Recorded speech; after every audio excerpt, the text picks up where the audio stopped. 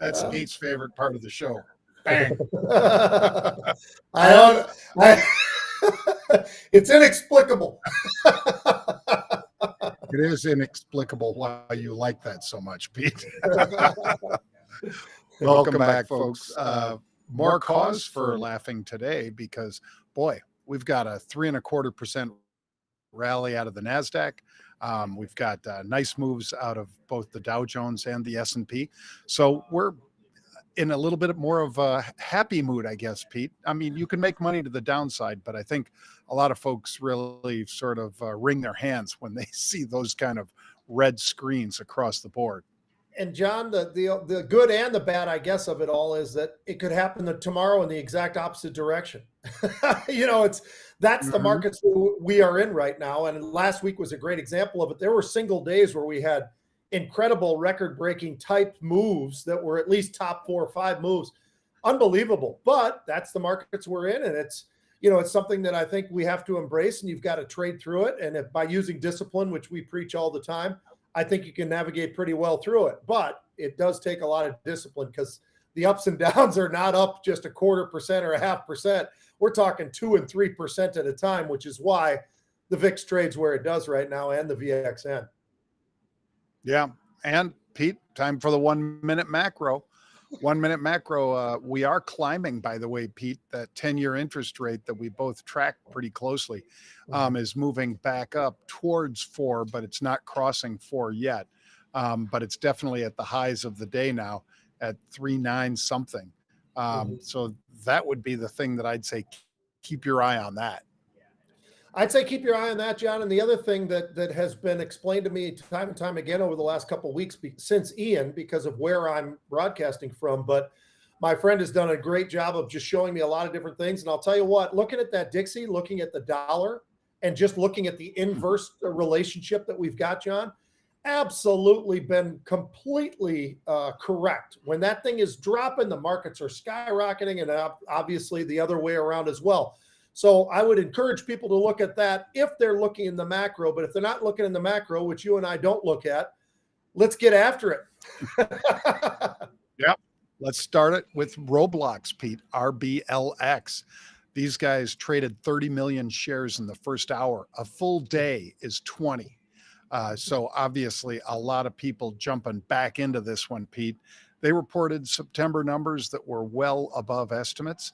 And as much as you and I kind of admitted last week that I don't totally understand it, and it is trading at, a big loss versus the highs, it's nonetheless reported a pretty good quarter. Yeah, they sure did, John. I mean, when almost every metrics that you could look at, particularly not even just the quarter, but how about September alone? I mean, the numbers are just unbelievable. And you look at those daily active users up 23%. That's a monster number. The number of hours of engagement up 16%. Those are great numbers.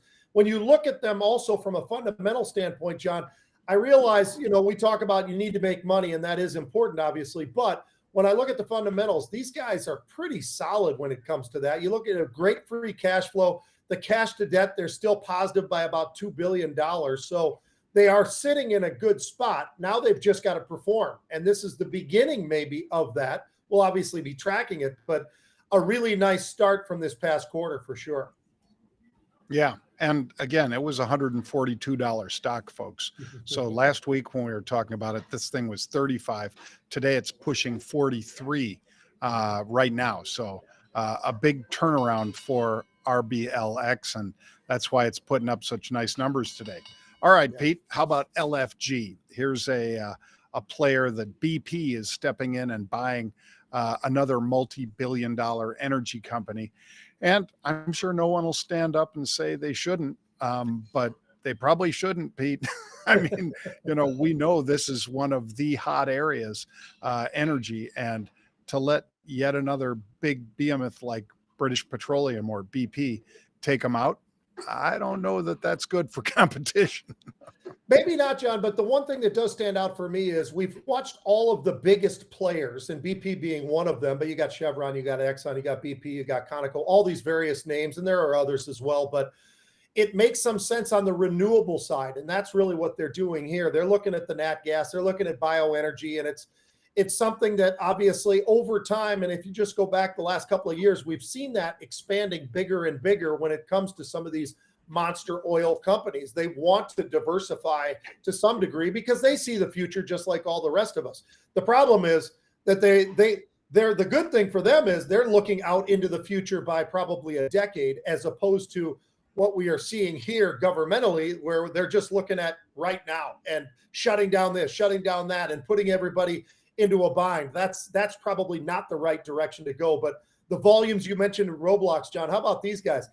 They normally trade about 1 million shares in a day, and they were over 23 million in the first hour and a half or so. So a lot of people sort of shifting around based upon this BP acquisition, $4 billion acquisition. Yeah. And natural gas, Yep. I think everybody watching this knows that the majority of energy in the world is either coal or it's natural gas. And obviously we wish it was nuclear, Pete, because it's clean. It is incredibly safe. But, things like Fukushima that happened caused people to move away from it in a big way. And they probably moved a little too fast. Yeah. All right, here's a guy moving fast too, Pete. What about Kanye? Always moving fast, and always in a bit of trouble. But he's buying Parler, apparently.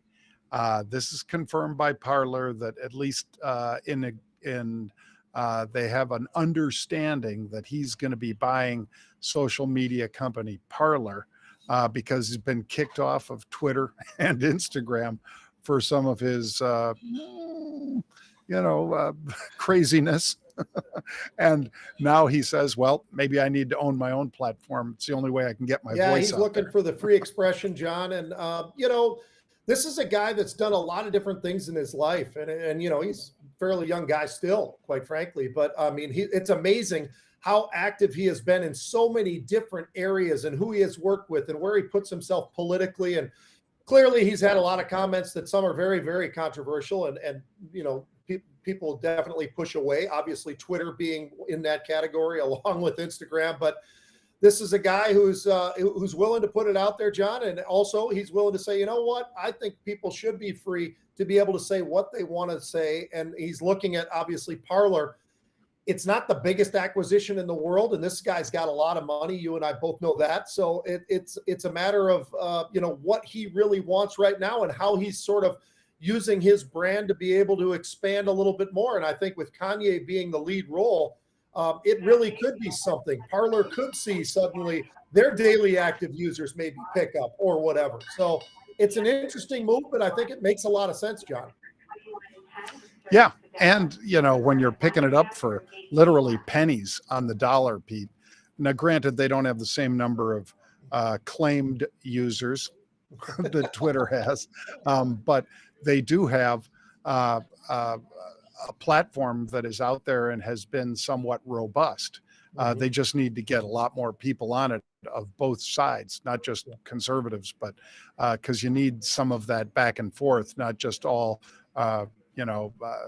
a sounding board just for one side. But we'll see.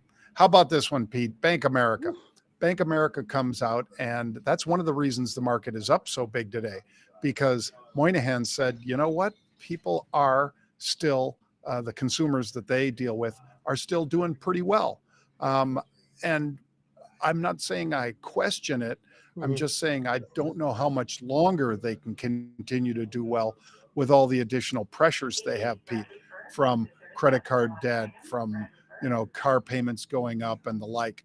But nonetheless, Moynihan said that, and that's a good part of the boost that the market got was strong earnings out of Bank America, BAC.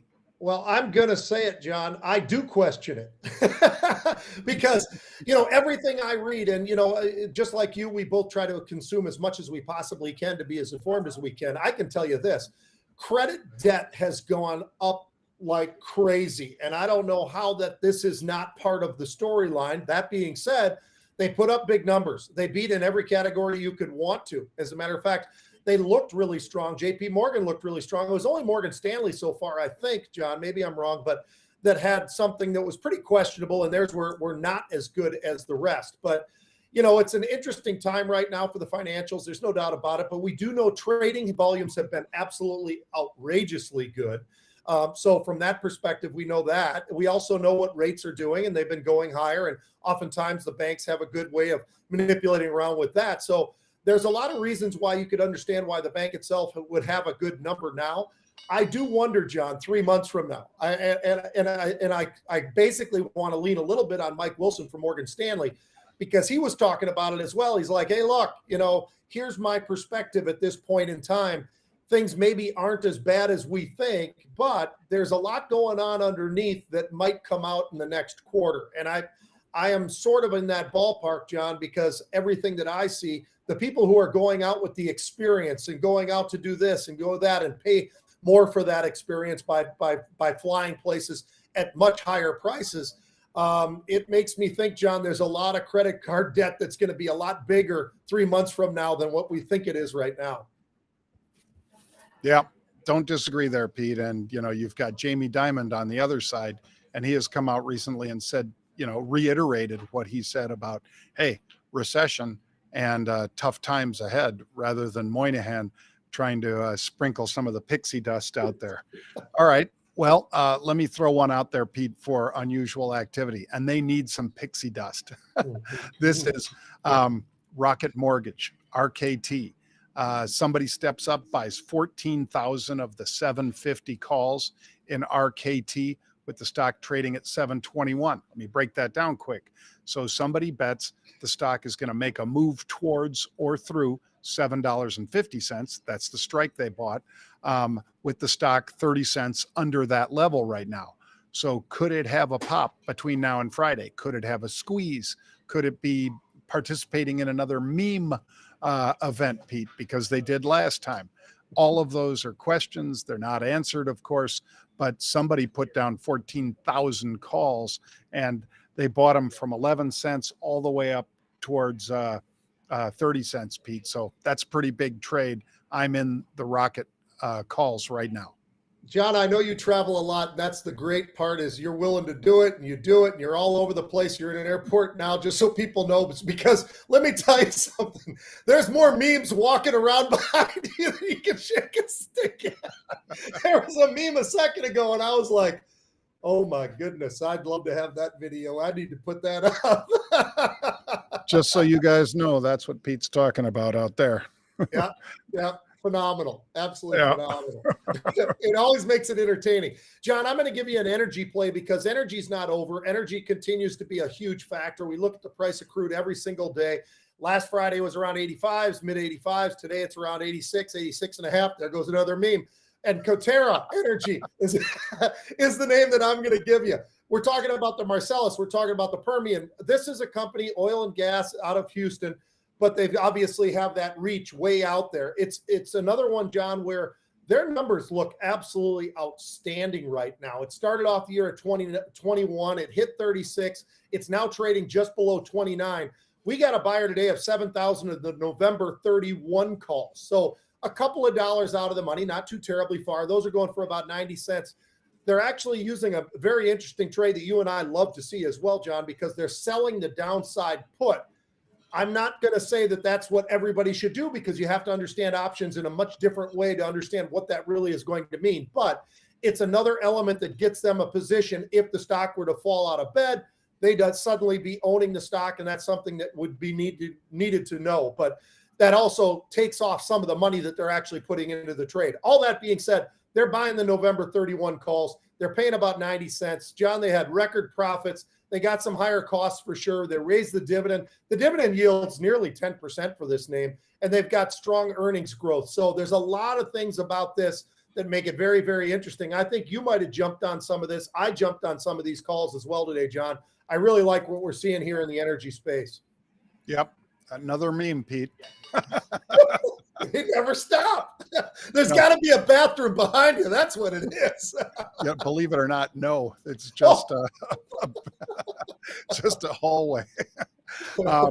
But Pete, why don't you lead us through some sports because, by the way, Nice. Big win. A big big win. win. 15-point dogs. And they came back and they actually could have won it in regulation, but they had a delay a game, Pete. And so they had to, it was tied up with the University of California, and the Buffs came back and beat them in overtime 20-13. It was fantastic, Pete. It's one of those losses that you can't afford to do when you're Cal. But anyway, we'll get back to the NFL now. The top dogs. Who have we been saying are the top dogs? You go back to last week, you and I were talking about this particular game, John. One of those top dogs is absolutely the Buffalo Bills. Why do I say that? Well, when going into the game, they had the number 2 defense, and that was the one difference that you and I were talking about last week, John. They were going to Kansas City. They got to go head-to-head with Patrick Mahomes. Both quarterbacks had an unbelievably strong day, except for one thing. Pat Mahomes threw 2 interceptions. Why did he do that?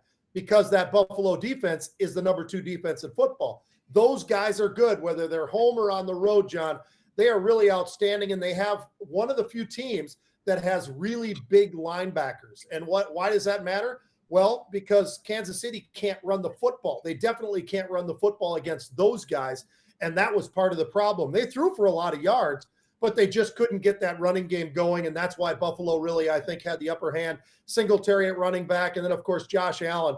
The guy's a freak show. We talk about him all the time. Secondly, how about those Philadelphia Eagles? They're still undefeated. And we were talking about, John, and this is an interesting one because we were talking about what do you do with Dak Prescott, right? Because Dak has been out. In game 1, he was not good that he played in, and then he got hurt, and he's been out. And we've been very happy, at least the Dallas fans have been very happy because they won 4 in a row under Cooper Rush. Cooper Rush had a really solid game, except he finally started turning over the ball. And that's another team that has a highly rated defense, John, the Philadelphia Eagles. So we've got an AFC team, an NFC team, both of them kind of in that Northeast, if you want to call it that are both just tearing through everybody. They remain undefeated. I will throw one last little tidbit out there. The Minnesota Vikings' only loss this year was at Philadelphia. Other than that, they're unblemished, and they just continue to win as well, and they win ugly. That's not a good thing. That's a bad thing because the defense for the Vikings, very much like we were talking about with Kansas City, that's a real problem. But what did you think about the weekend of NFL football? Well, I thought that a turning point, Pete, was a player that you and I know, the agent that represents him. Kristen represents Von Miller. And he, of course, came from the Rams. So he's got that Super Bowl ring. And he came out to Buffalo. And, some people probably questioned the move and so forth. But nonetheless, he was just a battering ram. And he had a great break rush, or whatever you'd want to call it, Pete, where he gave an inside step and then he ripped to the outside and got around the tackle. And when he did that, that sack of Mahomes was key, because not only for that particular drive, which gave the ball back over to Buffalo, but the fact that then Mahomes is a little, nervous back there because those guys were getting to him. Yeah. And at the end of the game, even though he threw that good pass, relatively good pass, he didn't really count on that kid behind him, behind the receiver, that is, breaking so quick on the ball and getting that interception, which sealed the deal. Again, separate series, I know, but I think that one play by Von Miller really turned the tide at the end of that fourth quarter. Well, Kristen's an unbelievable representative, John, and Von Miller is as good a pass rusher as there is and has been.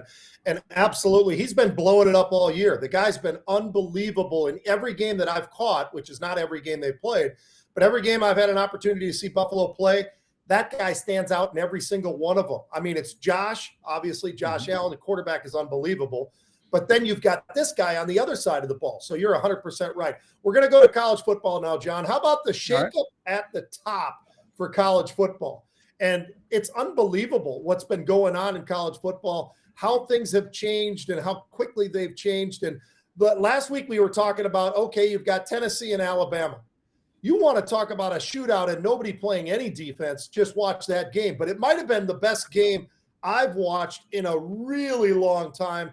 And the fact that they were able to get downfield Tennessee, John, and get that field goal at the very end, and Bama had missed their opportunity. The game was unbelievable, and it actually catapulted Tennessee up to number 3. You know where Bama is now? They're number 6. They've gone from 1 to 2 to 1 to all the way back down to 6.